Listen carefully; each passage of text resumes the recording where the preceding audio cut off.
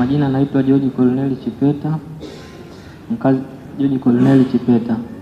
George Colonel Chipeta. George Colonel Chipeta. Miaka 24. Mimi ni fundi wa umeme wa magari. Banana njia kama unaelekea Kitunda kuna sehemu inaitwa Makaburini.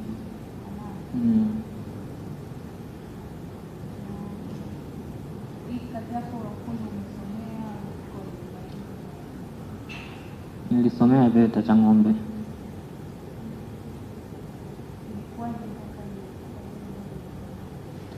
Niliamka asubuhi tarehe 29 Oktoba. Nikaelekea ofisini, nikafika ofisini, endelea na shughuli za ofisini. Unajua sisi ni mafundi, kwa tuna weekend, hatuna sikukuu, kazi inapokuwepo ndo tunafanya. Nikafika tulikuwa tunahitaji ni booster ya gari, kwa hiyo ikabidi nitoke ofisini niende na mtu anauza spare za yuzi, anakata magari, anaitwa Hussein Macheni Tabata wanaita Barakuda.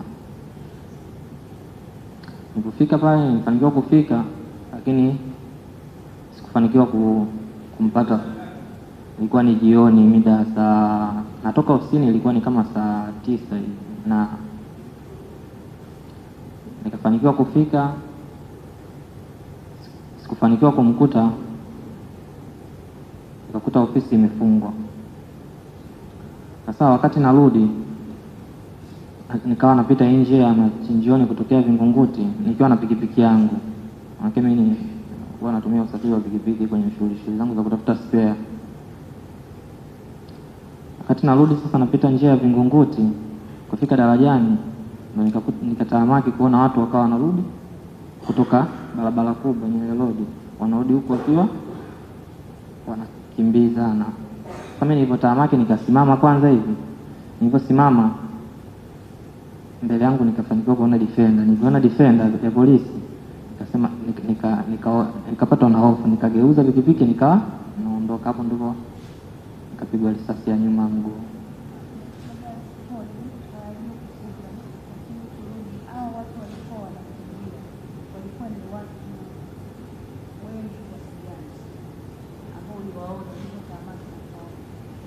Walikuwa ni wengi. Wanaweza kuwa ni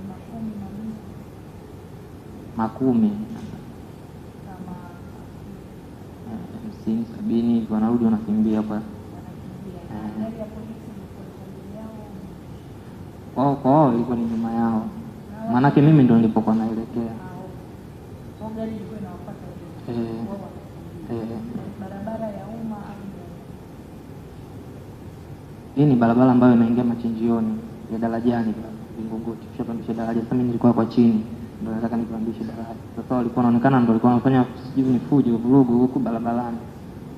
Sasa wakati wametolewa na polisi huko kwa wanarudi huko mtaani.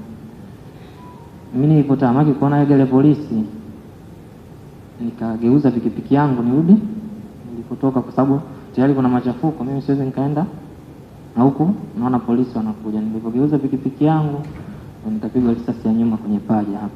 Wakati nageuza sana nikapigwa risasi hapa, ikanikata mishipa ya damu.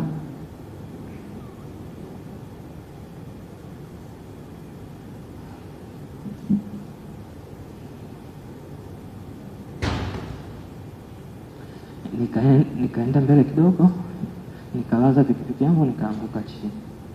Nilikuwa na vitu vangu, ni kitu ambacho nilichoweza kukisema ni simu yangu.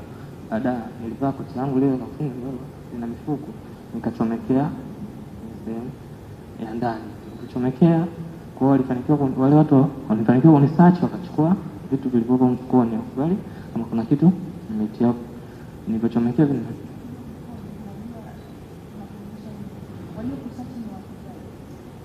walisearch ni watu, yaani maana yake baada ya kuanguka pale, ninachokumbuka mimi baada ya kuzungukwa na damu, nikaanza kupoteza uwezo wa kuona. Wale polisi walinipita, wakaniacha pale chini. Nilifanikiwa kuliona gari tu limepita. Wale watu baadaye walikuja wakanizunguka, wakanisearch. Baada ya kuona ile nani mimi tamaki ndio simu, ndio kutumbukiza.